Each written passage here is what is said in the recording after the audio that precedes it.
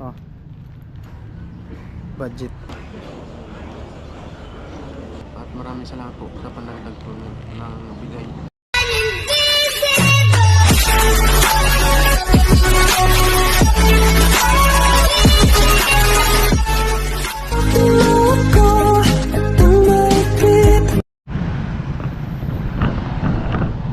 Yo, what's up? Good morning. Ayan, panibagong araw, panibagong vlog. At ito po, bali 7:24 ng umaga. At ngayong araw, bibiyahe ako papuntang Naga. Gawa nung bigla ang nag-message kasi si kuya kahapon. Sabi niya, ano daw, parang hindi man nag-epekto yung gamot sa kanya. Tapos parang medyo lumala yung sakit ng niya, yung sa tagiliran. Tapos dito sa parang sa kidney. At tinanong ko siya, sabi niya yung binasihan lang pala ng doktor ay yung dating resulta ng kanyang ultrasound. Sabi ko sa kanya, dapat yung bago, latest, kailangan dapat nagpa-ultrasound ka. So sabi niya yun nga daw sana. Kasi sabi ng doktor, arestahan lang daw ng gamot. So sabi ko sa kanya, mag-desisyon ka, mag-usap kayo mag-asawa kung anong plano nyo. So nag-message siya ulit. Sabi niya ngayong araw daw. So ngayon nagbiyahe na sila. At salamat ulit kay kay Ate Crystal, ang mga sponsor. Ate Crystal, kay Miss Secret. Si Ate Crystal nung nakaraan, nung nabanggit ko sa vlog, nagpadala siya ng 15,773. Yung 7,700 binigay kay Pageant. At yung natira 8,773 ay para kay Paps. At sabi ni Ate Crystal, magkuha daw ako ng panggas. So ang kinuha ko lang panggas yung putal. Bali may natirang galing kay Ate Crystal lang 8,000. So yun para kay Paps. At nag-send din si Miss Secret ng 3,000 sa ko sa GCash ko. Bali merong budget si kuya, si Paps, ng 11,000. So ngayon yung araw na kaya pupunta din ako ng Naga, at para maiabot ko sa kanya ng personal yung pera. Bali 11,000. At ngayon, kanina nag-message sila kuya, nasa barko. At maya maya baka nasa nasa Naga. Doon siya sa nagpa-check up sa integrated kay Dr. Antonio. So, okay naman dun. At papunta na ako dun sa Naga ngayon.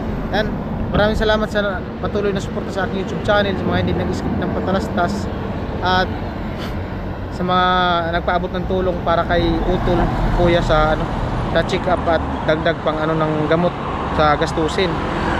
At doon pa rin siya tutuloy sa kay Bunso, doon sa boarding house. Ayan, tingnan natin kung anong resulta ng kanyang ultrasound ngayon. Sabi niya nga, di daw siya nakatulog na talaga, gawa nung panay sakit. Di niya daw alam kung saan galing yung sakit na parang tumutusok sa niya, tagiliran at katawan. At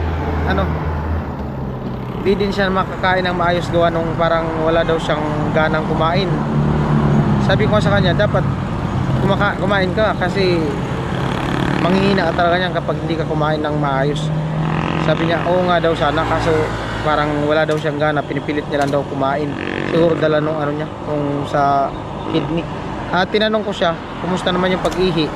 Sabi niya, medyo minsan daw okay, tapos minsan masakit, tapos minsan iba daw yung amoy ng kanyang ihi. Sabi ko nga sa kanya, dala yan ng infection at kailangan talagang ma-ultrasound.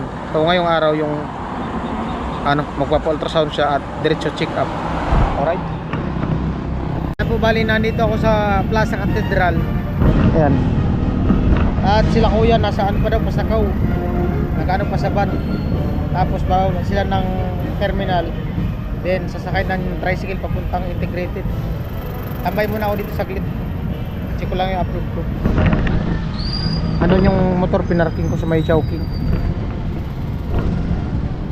Ayan, simbahan. And bali 8:39, karating-rating ko lang. Bali nandito na ako sa hospital. Kuya. Bali nandito si Utol. Ayan, Pops. budget. Pabilang na lang.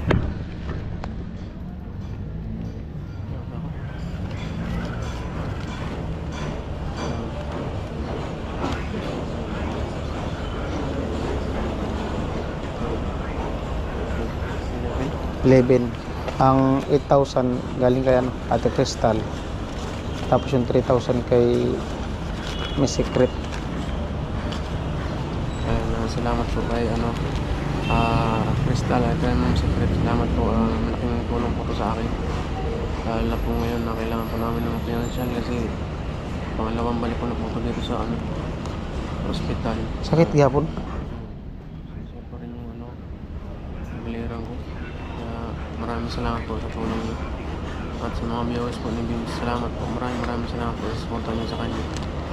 Sa mga sponsor na nagmamahal po sa kanya, maraming salamat po sa patuloy na suporta. At hindi niya po pinabayaan ng aking kapatid. Malaking bagay po yun dahil kahit pa paano malaking tulong din po si Beams para sa akin kasi siya din po yung tumutulong sa akin para sa financial po. At maraming salamat po sa panagdag po ng bigay. Misis na.